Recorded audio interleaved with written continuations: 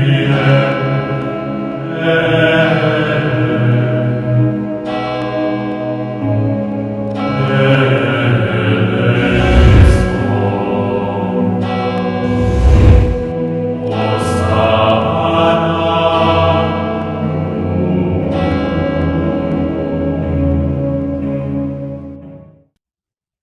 సందేశం టీవీ కార్యక్రమానికి స్వాగతం, సుస్వాగతం.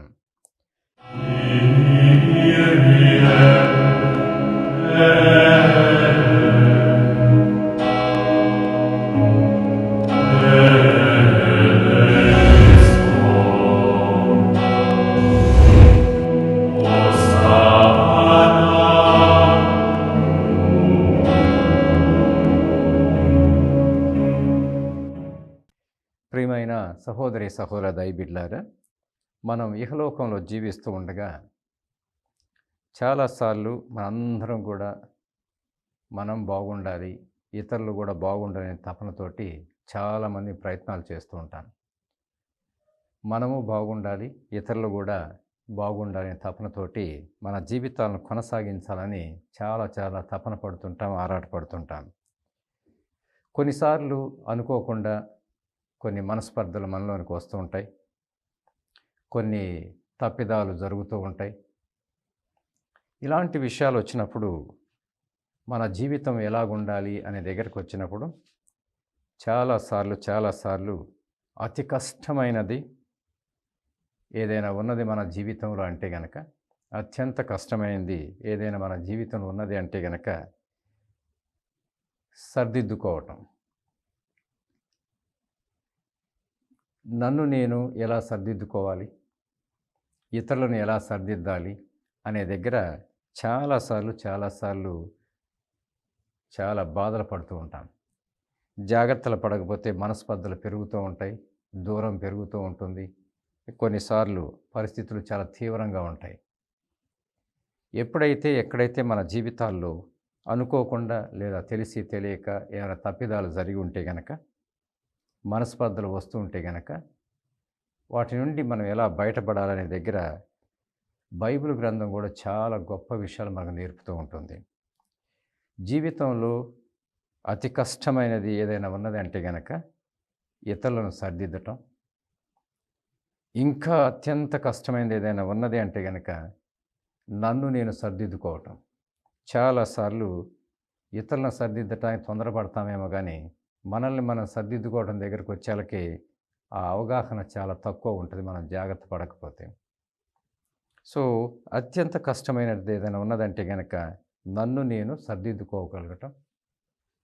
కష్టమైన పని ఏదైనా ఉన్నదంటే గనక ఇతరులను కూడా సర్దిద్దటం అంటే ఏంటి అనే దగ్గర కొన్ని జాగ్రత్తలు మన జీవితంలో నేర్చుకుంటే జీవితం చాలా గొప్పగా మన జీవితాలను దేవుడి యొక్క దేవుని చేత నడిపించబడుతూ ఉంటాయి. అందుకని ప్రియమైన సహోదరి సహోదర దైబిడ్లారా, యెహెజ్కేలు గ్రంథం 33వ అధ్యాయము 7వ వచనంలో చదువుతున్నాం. యెహెజ్కేలు గ్రంథం 33వ అధ్యాయము 7వ వచనంలో చదువుతున్నాం. నరపుత్రుడా, నేను నిన్ను ఇశ్రాయేలీయులకు కావలివాణ్ణిగా నియమించితిని. నీవు నా హెచ్చరికలను వారికి వినిపించుచుండవలెను. దేవుడు యెహెజ్కేలు ప్రవక్తకి ఒక గొప్ప ప్రవక్తగా నువ్వు ఇది చేయాలి అనేటువంటి విషయాన్ని చెప్తున్నాడు. నరపుత్రుడా, నేను నిన్ను ఇశ్రాయేలీయులకు కావలివాణ్ణిగా నియమించితిని. నీవు నా హెచ్చరికలను వారికి వినిపించుచుండవలెను. 8వ వచనంలో చదువుతున్నాను.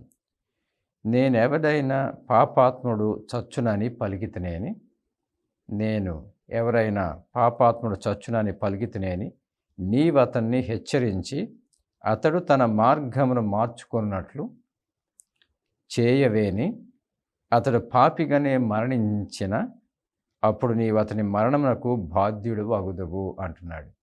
ఆ ప్రవక్త యెహెజ్కేలుకి దేవాదేవుడు ఒక గొప్ప కార్యక్రమాన్ని జీవితంలో సాగించడం కోసం దైవ కార్యక్రమాన్ని ఇస్తున్నాడు. నేను ఎవరైనా పాపాత్ముడుగా చచ్చునని పలుకుతునేని నీవు అతన్ని హెచ్చరించి అతడు తన మార్గమును మార్చుకున్నట్లు చేయవేని అతడు పాపిగానే మరణించును, అప్పుడు నీవు అతని మరణమునకు బాధ్యుడగుదవు. 9వ వచనం చదువుతున్నాం. కానీ నీవెవడినైనా దుష్టుని హెచ్చరించి పశ్చాత్తాప పడమని చెప్పిన పశ్చాత్తాప పడకుండా అతడు పాపిగానే చనిపోయినచో అప్పుడు నీ ప్రాణములకు ముప్పు కలగదు అంటూ దేవాది దేవుడు ఎజెకియేలు ప్రవక్తకి ఎవరైనా పాపాల మీద పాపాలు ఘోర పాపాలు చేస్తుంటే వాడిని హెచ్చరించాలి అనేటటువంటి బాధ్యతని ఎజెకియేలు ప్రవక్తకి ఇస్తున్నాడు.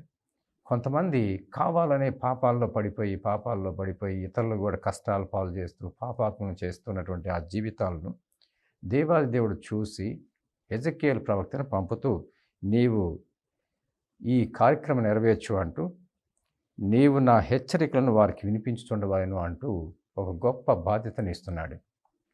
నేను ఎవడైనా పాపాత్మను చచ్చునని పలికితినేని నీవు అతన్ని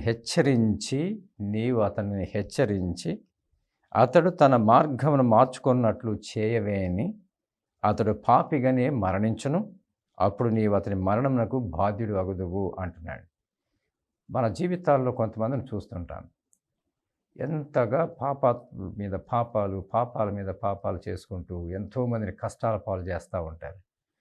అలాంటి వారిని దేవుడు హెచ్చరించు అనే కార్యక్రమాన్ని బాధ్యతని ఎజెకియేలు ప్రవక్తకి ఇస్తున్నాడు.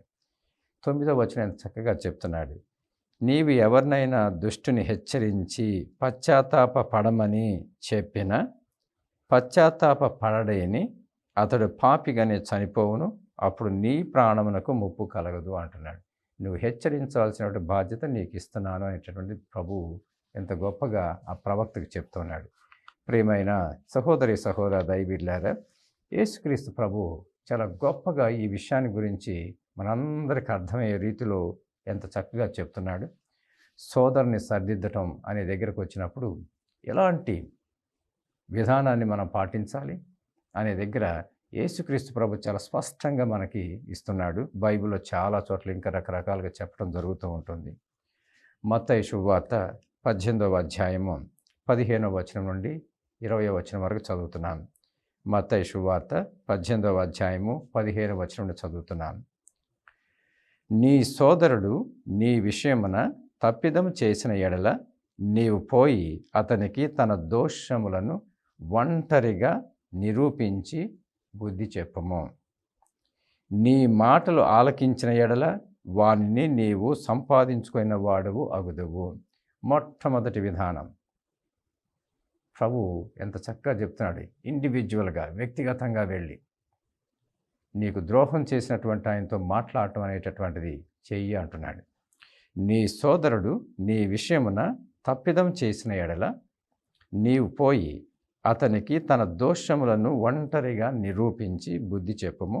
నీ మాటలు ఆలకించిన ఎడల వానిని నీవు సంపాదించుకున్నవాడు వగదువు. మొట్టమొదటి విధానాన్ని యేసు ప్రభు వ్యక్తిగతంగా వెళ్ళండి, వాళ్ళతో మాట్లాడండి, వాళ్ళు చేసేటటువంటి దోషాలను చేసేటువంటి పాపాలను చెప్పి మార్చుకునేటట్టు చేయండి, ఒంటరిగా వెళ్ళి అంటున్నాడు. ప్రియమైన సహోదరి దైవీళ్ళారా, 16వ వచనంలో రెండో మార్గాన్ని కూడా చూపిస్తున్నాడు. నీ మాటలను అతడు ఆలకింపని ఎడల, నీ మాటలను వాళ్ళు ఆలకించకపోతే గనక ఒకరిద్దరును నీ వెంట తీసుకొని పోము. ఇట్లు 2-3 సాక్షుల నోట ప్రతి మాట స్థిరపడును అంటున్నాడు. మొట్టమొదటిగా వ్యక్తిగతంగా వెళ్ళి చక్కగా మాట్లాడుకొని సర్దిద్దుకోవటం అనేది చేయండి. రెండోది, ఎంత చెప్పినా కానీ అవతల వాళ్ళు వినకపోతుంటే గనక ఒకరిద్దరిని తీసుకువెళ్ళి నీతో పాటు ఒకరిద్దరిని తీసుకువెళ్ళి నీ మాటలను అతడు ఆలకింపని ఎడల ఒకరిద్దరును నీ వెంట తీసుకొని పొమ్ము. ఇట్లు 2-3 సాక్షుల నోట ప్రతి మాట స్థిరపడును అంటున్నాడు. ఇక మూడో విధానంలో కూడా ప్రభువు చెప్తున్నాడు. ఈరోజు 17వ వచనం చదువుతున్నాను. అతడు వారి మాట కూడా వినని ఎడల సంగమునకు తెలుపుము. అతడు వారి మాట కూడా వినని ఎడల సంగమునకు తెలుపుము.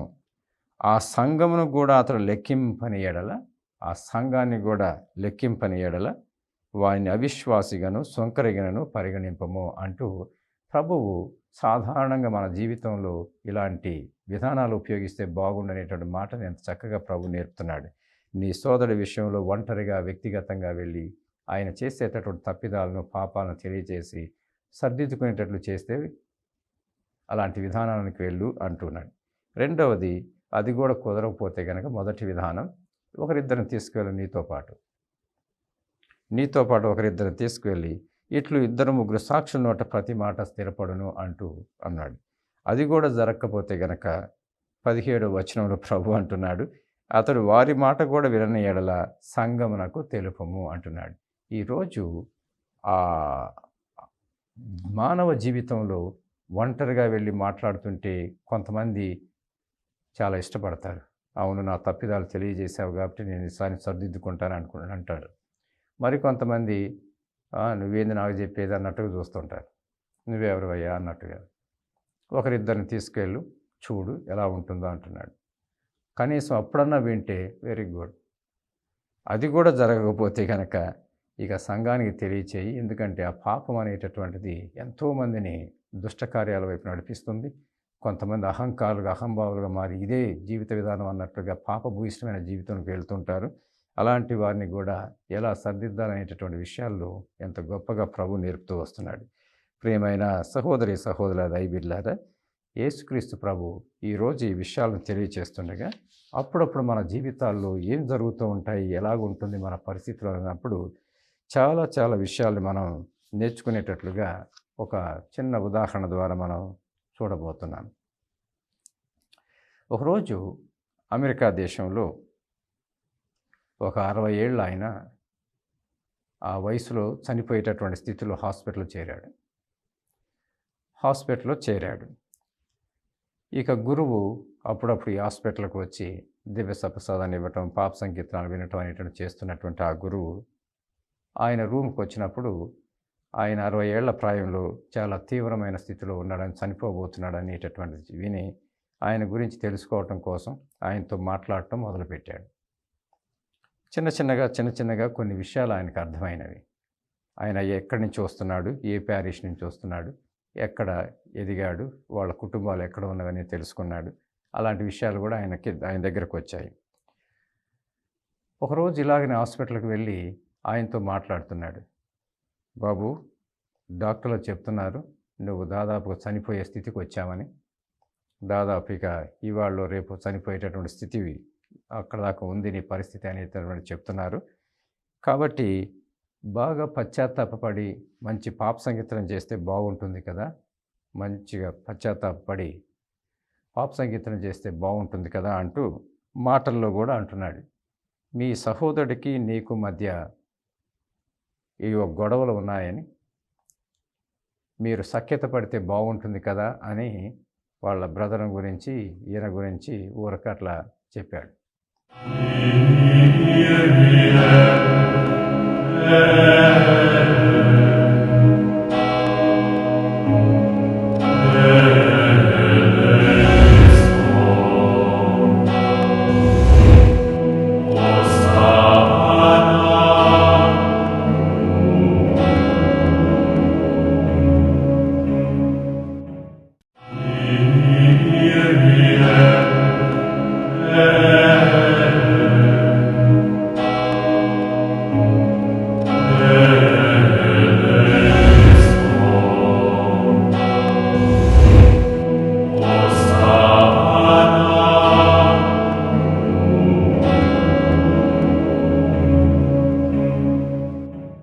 అవన్నీ వింటున్న తర్వాత ఒకరోజు ఆయన ఫాదర్ రాగానే దుఃఖపడుతున్నాడు, బాగా ఏడుస్తున్నాడు.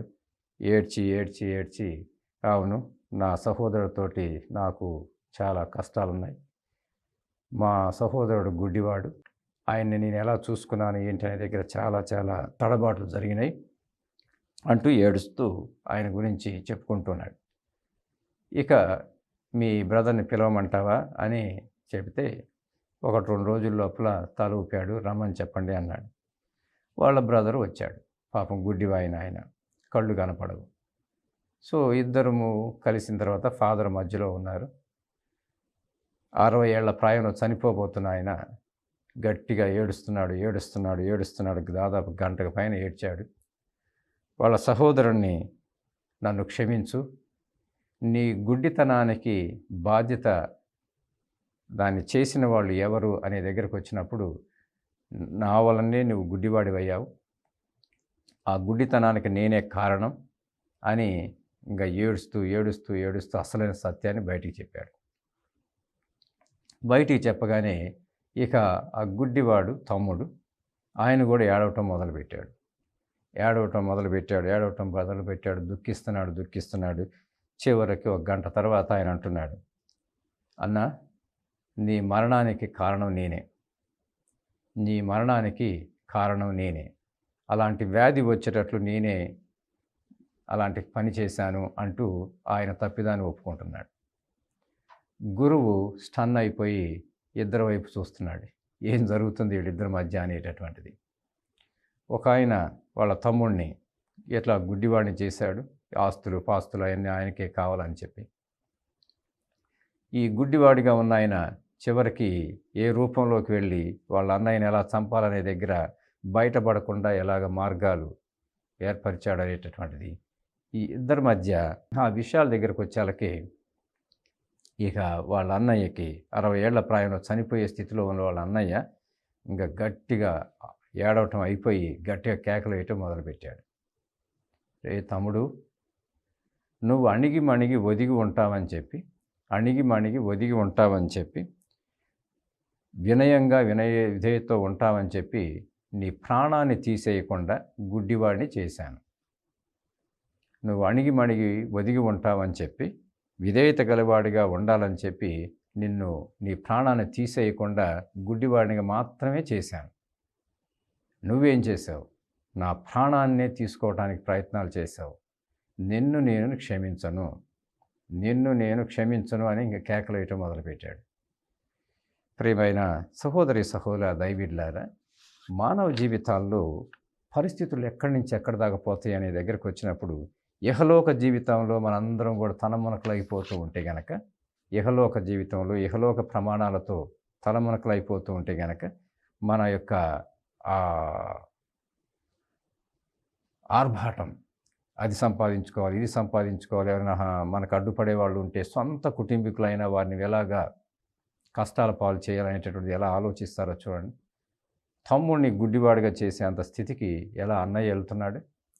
ఇక ఈ తమ్ముడు తర్వాత కొన్ని విషయాలు అర్థమయ్యే ఇదైనా కానివ్వండి, ఇంకా ఈయన చంపితేనే మంచిదనేటటువంటి విషయాల దాకా ఎక్కడి దాకా వెళ్తున్నాడో చూసారా. ఇక వాళ్ళ అన్నయ్య 60 ఏళ్ల ప్రాయంలో కూడా చనిపోయే స్థితిలో కూడా ఐ నెవర్ ఫర్గివ్ యూ, నిన్ను నేను అస్సలు క్షమించను అంటూ ఇక దేవుడు చెప్పినా కానీ నేను క్షమించను అనేటటువంటి స్థితిలోకి వెళ్ళిపోయి, నేను ఇలాగనే చనిపోవాలనుకుంటున్నాను కానీ నిన్ను మాత్రం క్షమించను అనేటటువంటి స్థితిని ఆయన ఎంతగా దిగజారిపోతున్నాడు అనేది మనం చూస్తున్నాం ఆయన జీవితంలో. ప్రియమైన సహోదర దైవీడ్లారా, ఈరోజు మన జీవితాల్లో సర్దిద్దుకోవటం అనే దగ్గరకు వచ్చినప్పుడు ఇతరులను సర్దిద్దాలని తపన పడుతుంటారు చాలామంది. నన్ను నేను ఎలా సర్దిద్దుకుంటున్నాను, నా గురించి ఎలా అర్థం చేసుకుంటున్నాను అనే దగ్గర తనంతట తాను దేవుని యొక్క విధానాలు తెలుసుకొని దేవుడి చేత సర్దిద్దబడేటటువంటి జీవితంలో ఉంటే మనందరం ఎలాగ ఉంటామనే దగ్గరకు వచ్చినప్పుడు, ప్రియమైన సహోదరులారా, రోమీయులకు రాసినటువంటి లేఖ 13వ అధ్యాయము 8వ వచనం నుండి చదువుతున్నాం. రోమీయులకు రాసినటువంటి లేఖ 13వ అధ్యాయము 8వ వచనం నుండి చదువుతున్నాం. ఎవరికి ఏమీయు బాకీ పడకుండా, ఈరోజు గొప్ప విషయాన్ని చెప్తున్నాడు పునీత పౌలు రోమీయులకు రాస్తూ 13వ అధ్యాయం 8వ వచనంలో, ఎవరికి ఏమీయు బాకీ పడి ఉండకూడదు, మీకు ఉండవలసిన ఒకే ఒక అప్పు ఏదైనా ఉన్నదంటే గనక అన్యోన్యంగా ప్రేమించుకొనుటయే. ఎవరికి బాకీ పడబాకండి, ఎవరికి ఏమీయు బాకీ పడకుండా ఉండండి.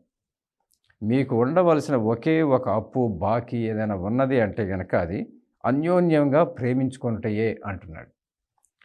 తోటి వారిని ప్రేమించువాడే చట్టము నెరవేర్చిన వాడగును అంటున్నాడు. తోటి వారిని ప్రేమించిన వారే చట్టం నెరవేర్చిన వారు అగుదురు అంటున్నాడు. ప్రియమైన సహోదర దైవీడ్లారా, ఆ వాక్యం ఈరోజు ఎవరికి ఏది అప్పు పడబాకండి, బాకీ పడబాకండి, కానీ ఒకే ఒక అప్పు, ఒకే ఒక బాకీ మనకు ఏదైనా ఉన్నదంటే గనక ఒకరిని ఒకరు అన్యోన్యంగా ప్రేమించుకోవటంలోనే అని పునీత పౌలుడు ఎంత విజ్ఞానంతో, వివేకంతో, దైవికమైన ఆలోచనలతో చెప్తున్నాడో చూసారా? 9వ వచనం చదువుతున్నాం. ఏలైనా వ్యభిచరింపకుడు, హత్య చేయకుడు, దొంగలింపకుడు, ఇతరుల సొత్తుకు ఆశపడకుడు అను ఈ ఆజ్ఞలన్నీయును ఇతర ఆజ్ఞలు ఏవి అయినను నిన్ను నీవు ప్రేమించుకున్నట్లే నీ పొరుగువారిని ప్రేమింపుము అను ఒకే ఒక ఆజ్ఞ యందు ఇమిడి ఉన్నది అంటున్నాడు. ఈరోజు మన జీవితాలంటే ఏంటో సరిగా అర్థం చేసుకోకపోతే గనక ఎంతవరకు మన జీవితాలు వెళ్తాయి అంటే గనక తమ్ముడిని గుడ్డివాడిగా చేసేటట్లుగా, ఇక తమ్ముడు కూడా అన్నయ్యని భరించలేక ఆయన ఏ విధంగా మరణానికి తీసుకుపోవాలని ఎంత ప్రణాళికలు చేస్తున్నాడో చూసి ఎవరికి తెలియకుండా ఎంత ప్రణాళికలు చేస్తున్నారు. ఏదో పశ్చాత్తాపడినట్లు ఆ పశ్చాత్తాపంలోకి వచ్చిన తర్వాత అసలు వాస్తవాలు బయటకు వస్తున్నాయి. తమ్ముడిని ఎవరు గుడ్డివాడు చేశారు, అన్నయ్యని ఎవరు చంపుతున్నారు అనే దగ్గరకు వచ్చేళ్ళకి ఆ పరిస్థితులు చూసారు ఎలాగ ఉన్నాయో. ఆ తర్వాత ఏం జరుగుతుందనే దగ్గర ఆయన సఖ్యపడటం లేదు, ఈయన సఖ్యపడటం లేదు. ఇక చూడండి, ఆ ఈర్ష్య కానీ, ద్వేషం కానీ, పగ కానీ అనేది ఎట్లా మన జీవితాల్లోకి ఎదుగుతూ వస్తుంటుంది. దానికి ఇంకొక రూపంలో వెళ్తే ఏం జరుగుతుందనే దగ్గరకు వచ్చినప్పుడు రోమీలకు రాసిన లేఖలో 13వ అధ్యాయం 8వ వచనం చక్కగా పునీత పౌలుడు అంటున్నాడు, ఎవరికి ఏమీ బాకీ పడకుండండి. మీకు ఉండవలసిన ఒకే ఒక అప్పు కానీ, బాకీ కానీ ఏదైనా ఉన్నది అంటే కనుక ఒకరిని ఒకరు అన్యోన్యంగా ప్రేమించుకొనుట అందే అనేటటువంటిది. తోడి వారిని ప్రేమించువాడే చట్టం నెరవేర్చిన వాడు అంటూ 10 ఆజ్ఞలను యేసుక్రీస్తు ప్రభు గుర్తు చేస్తూ పునీత పౌలుడు ద్వారా ఏలైనా వ్యభిచరింపకుడు, హత్య చేయకము, దొంగలింపకము, ఇతరుల సొత్తునికై ఆకాశంలో అయినా కానీ ఎక్కడైనా కానీ మనం జీవించే విధానంలో ఏదైనా కానివ్వండి, ఇతరుల సొత్తుకై ఆశపడకము అను ఈ ఆజ్ఞలన్నీయు ఇతర ఆజ్ఞలు ఏవైనను నిన్ను నీవు ప్రేమించుకున్నట్లే నీ పొరుగువాని ప్రేమింపు అని ఒకే ఒక ఆజ్ఞ యందు ఇమిడి ఉన్నది అంటున్నాడు. 10వ వచనం చదువుతున్నాం. రోమీలకు రాసినటువంటి లేఖ 13వ అధ్యాయం 10వ వచనం చదువుతున్నాం. తోడి వారిని ప్రేమించువాడు వానికి ఏ కీడును చేయడు. నిజమైనటువంటి దైవిక ప్రేమలోని మనం వస్తే గనక తోటి వారిని ప్రేమించువాడు వానికి ఏ కీడును చేయడు. కనుక ప్రేమ కలిగి ఉండుట ధర్మశాస్త్రం నెరవేర్చుట అనేది తెలుసుకోండి అంటున్నాడు. కనుక మనం అందరం కూడా ప్రేమ కలిగి ఉండటమే ధర్మశాస్త్రాన్ని పాటించడం అనేటటువంటి తెలుసుకోండి అనేటువంటి జీవితం వైపు రండి అంటున్నాడు. ప్రియమైన సహోదరి సహోదర దైవబిడ్డలారా, 13వ వచనంలో చదువుతున్నాం. వెలుతుల్లో జీవించు ప్రజలుగా సత్ప్రవర్తన కలిగి ఉండుము.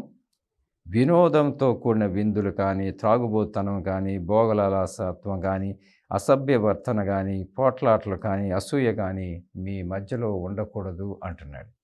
వెలుతుల్లో జీవించే ప్రజలుగా మన జీవితము సత్ప్రవర్తనతో కలిగినటువంటి జీవితంగా ఉంటుంది.